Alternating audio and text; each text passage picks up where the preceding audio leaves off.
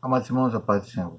Aqui é o pastor Hélio Ornelas, pastor da Igreja Metodista Pentecostal, no Morro da Carolina, no Jacatirão de Caxias, na congregação Jardim Santa Marta Belfor Roxo e na congregação em Nova Campinas, também Duque de Caxias.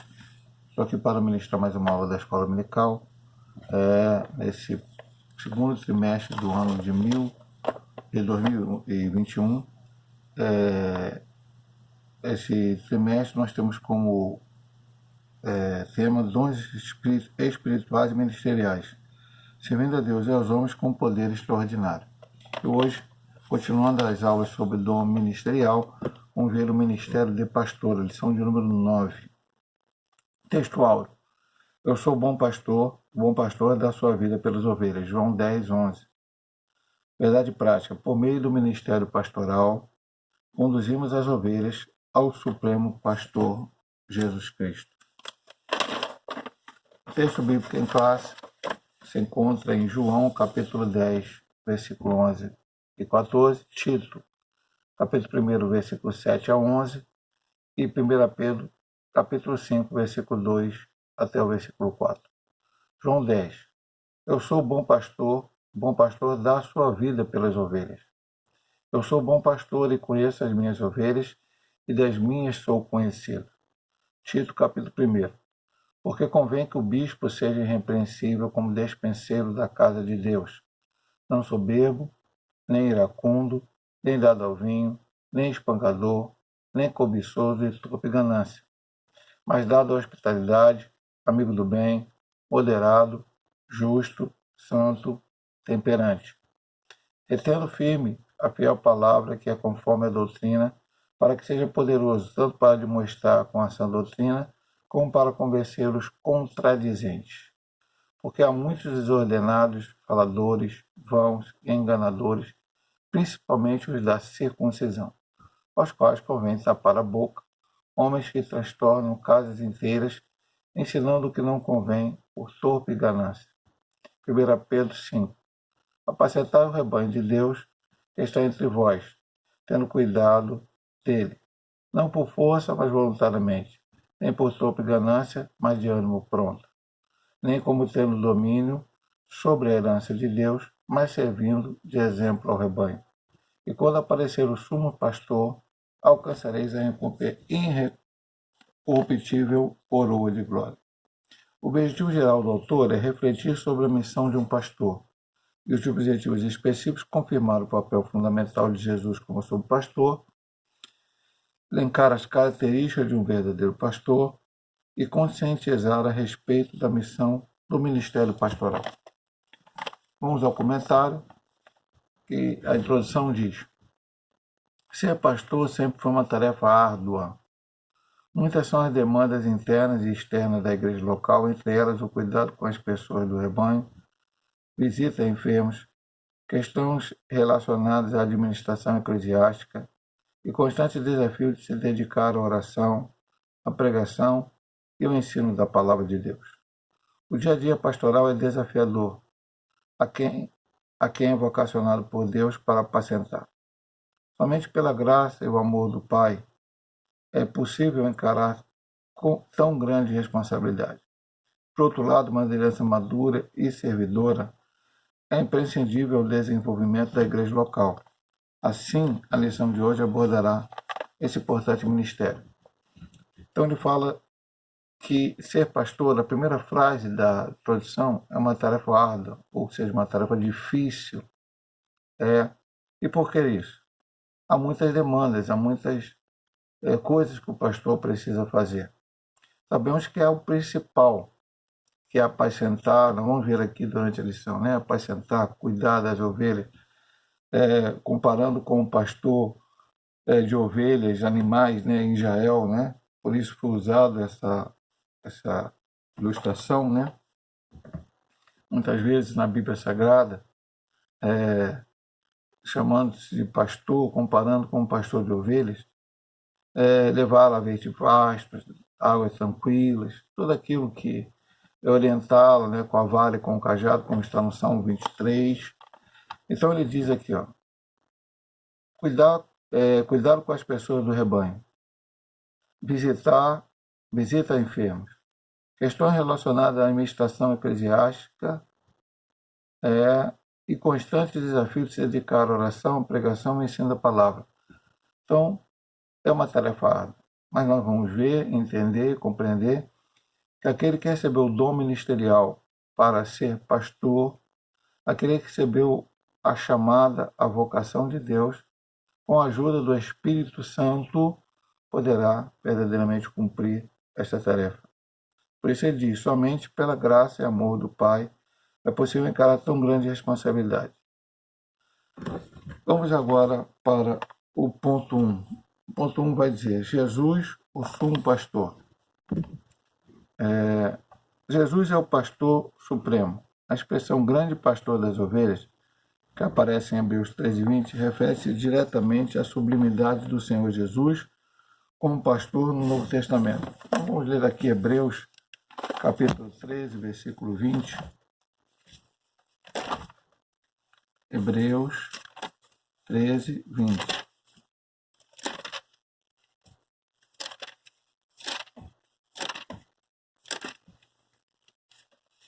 Diz assim, ora, o Deus de paz, pelo sangue do concerto eterno, tornou a trazer dos mortos a nosso Senhor Jesus Cristo, grande pastor das ovelhas, ou, em outras traduções, sumo pastor das ovelhas. Refere-se diretamente, esse texto refere-se à sublimidade do Senhor Jesus como pastor no Novo Testamento. Marcado pela humildade e despojamento da sua glória, ele foi chamado grande em seu nascimento. Lucas 1,32. O adjetivo grande enfatiza o quanto o Nazareno é incomparável e mediador da nova aliança de Deus com os homens. Jesus Cristo é o supremo pastor em todos os aspectos. Ele venceu a morte, libertou o homem da prisão do pecado. Ele é Deus. Então, Jesus é o maior exemplo para nós em todas as coisas. Nós estudamos os dons ministeriais, vimos o dom do apóstolo, e alguns textos falam de Jesus como um apóstolo, o maior apóstolo, porque é aquele que foi enviado a lugares onde nunca ninguém foi. Como estudamos no final da lição, como hoje pode ser considerado apóstolo. Jesus veio à Terra, transformou como um de nós, como ele diz aqui nesse ponto, né? Despojamento da sua glória. Ele deixou a sua glória para vir dar a sua vida pela humanidade. Também veio como profeta. Jesus é o maior dos profetas, né? Ele, nascido de mulher, o maior profeta é João Batista, mas Jesus, ele não foi nascido entre uma relação sexual entre homem e mulher, mas foi nascido pela obra e graça do Espírito Santo, veio a esse mundo para trazer a mensagem de salvação, libertação, transformação, mudança de vida. E como pastor, ele é o principal. Ele deu o exemplo para nós. Mas ele é o supremo, o maior pastor. Infelizmente, já vou começar falando uma coisa que até a lição não aborda muito, mas eu vou falar.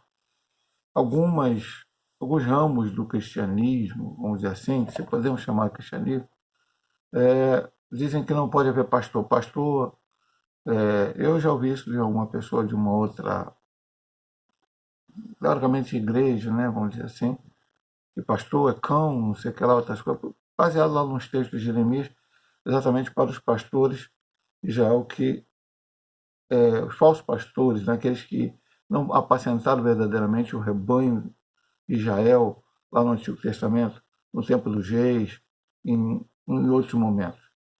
Não. Quem errou, e aí, ainda hoje há falsos pastores, há pastores errados, mas o supremo pastor é Cristo. E ele realmente é o nosso exemplo, queremos olhar para ele e cumprir aquilo que ele fez o mais perto possível. Mas ainda hoje Deus tem levantado pastores, o Senhor tem levantado pastores para estar apacentando o rebanho. Depois nós vamos ver alguns detalhes sobre isso. Vamos para o ponto 2. O pastor conhece as suas ovelhas. Em João 10,14, o adjetivo bom identifica Jesus como pastor que, por amor, protege e cuida das ovelhas.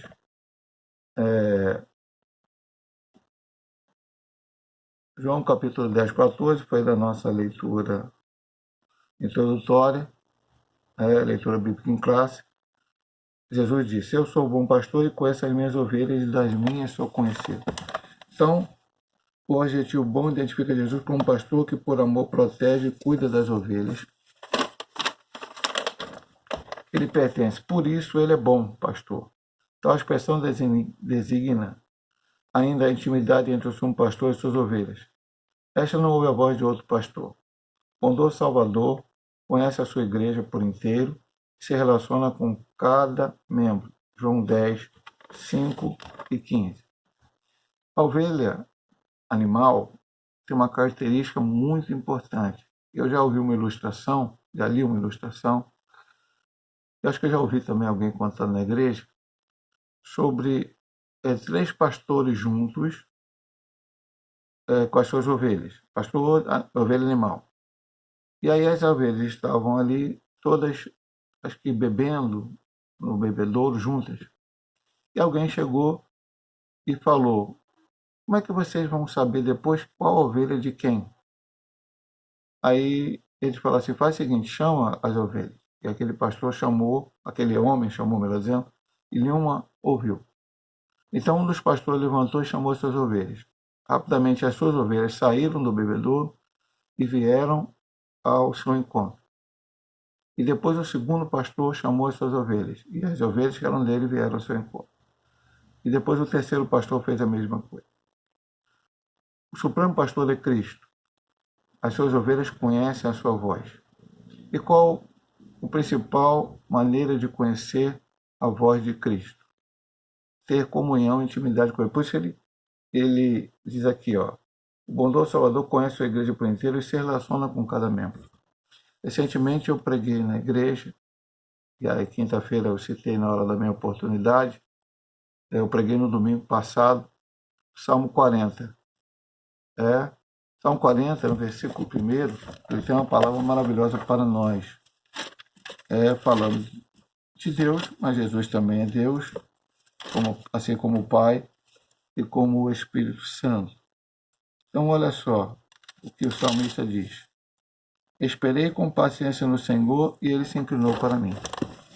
Deus está sempre inclinado para o seu povo, para aqueles que verdadeiramente o buscam.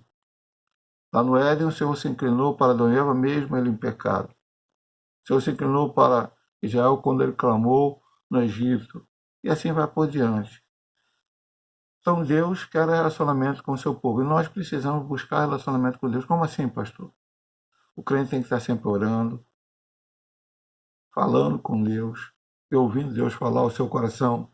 O crente tem que estar sempre lendo Bíblia Sagrada. O crente sempre tem que estar em comunhão com as ovelhas. Tem surgiram muitas heresias nos dias atuais. E uma das heresias que surgiram foi chamada desigrejado. Eu não preciso estar numa igreja junto com os outros membros da igreja, com outros irmãos em Cristo, para servir a Deus. Eu posso servir a Deus na minha própria casa. Isso é contrário à palavra. Igreja é eclésia, em grego. Aqueles que saíram para fora, assembleia, aqueles que se reúnem. Não existe nunca um pastor de ovelhas que toma conta só apenas de uma ovelha, ou que ele toma conta de várias ovelhas, mas uma ovelha ali, outra ovelha lá. As ovelhas estão sempre em grupo, elas precisam umas das outras, até para a sua, de certa forma, orientação. Então, o pastor as guias, a parte ovelhejante, como falamos na introdução, as águas tranquilas, isso lá, como diz o Salmo 23, quando elas precisam de correção, a vara está ali, quando elas se desviam do caminho, o cajado puxa de volta elas para a posição que deveriam estar. Então precisam deste orientador supremo, maior, que é o Senhor Jesus Cristo. Por isso, ele diz aqui, ó, o pastor conhece as suas ovelhas, e também as ovelhas conhecem a voz do pastor. As ovelhas conhecem a voz de Cristo. Por isso temos estudado na Escola Bíblica Dominical. Jamais alguém que tem um dom espiritual, qualquer que sejam eles, alguém que tem qualquer um dos dons ministeriais, ou até mesmo que não estudamos diretamente nesse trimestre, mas os dons assistenciais, falará algo que contrarie este livro, a Bíblia Sagrada, porque aqui está a orientação do Supremo Pastor para nós, que nós temos e podemos entender. e compreender e ouvir a sua voz. Vamos aqui para o terceiro e último ponto desta primeira parte, né? O pastor dá a vida pelas ovelhas. Uma das principais fontes da economia israelita era o trabalho pastoril. Os pastores cuidavam das ovelhas para dela obterem o lucro diário. Esse é o contexto que se valeu o Senhor Jesus para referir-se ao ensinamento contido na expressão: o bom pastor dá a sua vida pelas ovelhas. Aqui, diferente dos pastores que garantiu seu sustento no campo através do uso das ovelhas, o Mestre Jesus mostra a disposição em dar a própria vida pelo seu rebanho. João 10,15.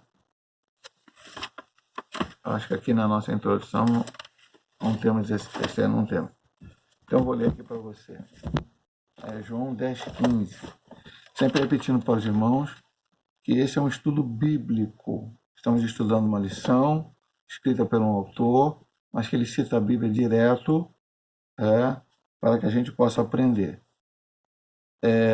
Assim como o Pai me conhece a mim, também eu conheço o Pai e dou a minha vida pelas ovelhas. O verdadeiro pastor da igreja deve imitar o sumo pastor Jesus. Nele não há jamais exploração alguma do rebanho. Isso deve servir de exemplo a todos aqueles que desejam ministrar a igreja, tal como ensina a palavra em 1 Pedro 5, 2, 4. Então vamos ler 1 Pedro 5, 2, 4. Estamos aprendendo aqui tudo que a Bíblia ensina sobre essa situação. Diz assim: apacentar o rebanho de Deus que está entre vós, tendo cuidado dele, não por força, mas voluntariamente, nem por torpe ganância, mas de ânimo pronto, nem como tendo domínio sobre a herança de Deus, mas servindo de exemplo ao rebanho. E quando aparecer o sumo pastor, alcançareis a incompatível coroa de glória. Então, o pastor dá a vida pelas ovelhas. É lógico que no Antigo Testamento, essa comparação da ovelha com o pastor cuidava bem da ovelha, e ela dava lã para ele, mas depois, quando ele tosqueava, depois a lã voltava. Então ele era cuidando da ovelha, levava aos pastos melhores para que estivesse bem alimentado. E tirava o seu sustento dela. O que ele diz hoje? Jesus, como verdadeiro pastor, ao contrário desse pastor lá do Antigo Testamento, ele deu a sua vida pelas ovelhas. Ele morreu na cruz para que todo aquele que nele crê não pereça, mas tenha a vida eterna.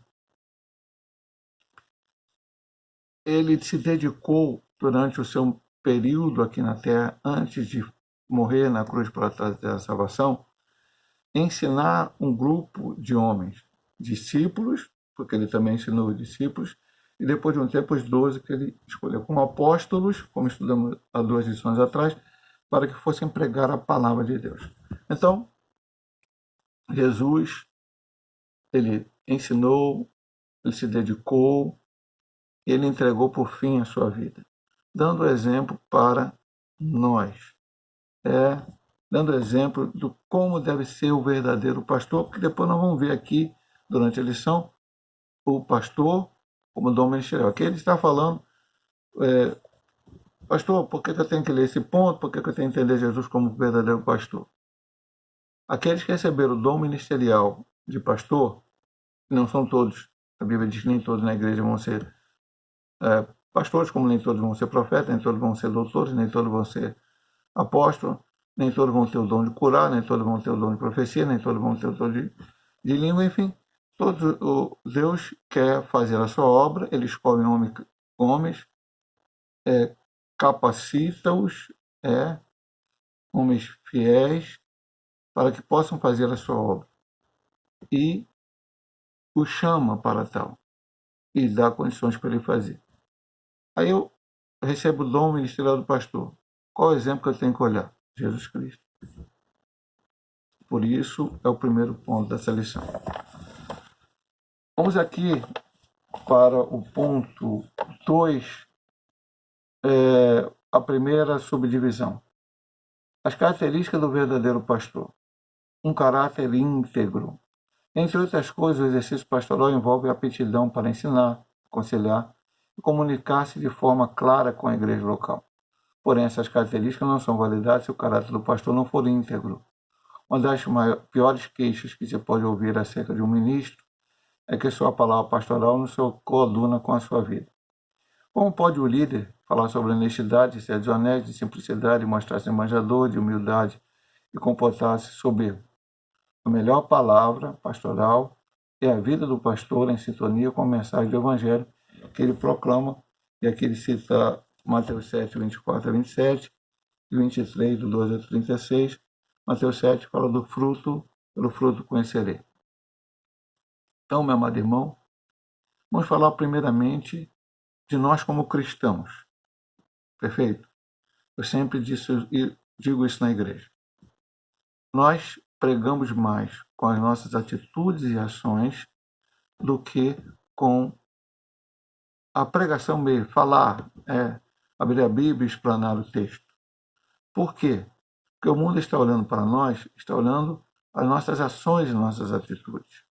Então, ele diz aqui, basicamente, o seguinte: eu sou pastor, então eu tenho que ensinar, tenho que aconselhar e comunicar-se com a igreja de uma forma clara. Essa característica ele colocou aqui, mas ele vai colocar outras depois.